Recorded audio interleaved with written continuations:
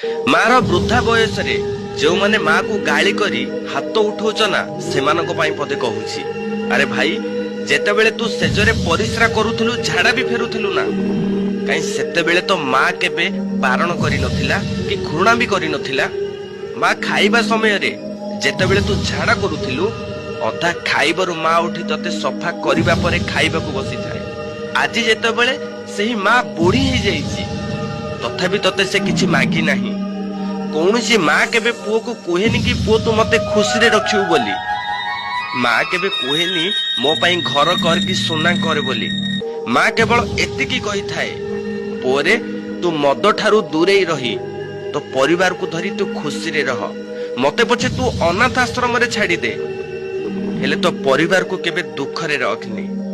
ଯୋଉ ମା ଶେଷ ସମୟରେ ବି ପୁଅର ମଙ୍ଗଳ ଚିନ୍ତା କରୁଛି, ସେ ପୁଅ ସୁନା ରୂପା ଗାଡି ଘର ମାଗୁଥିବା ସ୍ତ୍ରୀକୁ ଘରେ ରଖି ମାକୁ ଅନାଥ ଆଶ୍ରମରେ ଛାଡୁଛି। ଭାଇ, ମାର ଋଣ ତ ଆମେ କେହି ବି ସୁଝି ପାରିବା ନାହିଁ। ଏ ଜୀବନରେ ଯଦି କିଛି ପୁଣ୍ୟ କରିବାକୁ ଚାହୁଁଛନ୍ତି ନା, ମାର ଶେଷ ସମୟରେ ବି ତାର ଟିକେ ସେବା କରିବାକୁ ସୁଯୋଗ ନିଅନ୍ତୁ। ମାର ଋଣ ଏ ଜନ୍ମରେ କେହି ତ ସୁଝି ପାରିବା ନାହିଁ। ଯଦି ଆମେ କିଛି ପୁଣ୍ୟ କରିବା ନା, ମାର ସେବା କରିକି ହିଁ ପୁଣ୍ୟ କରିବା।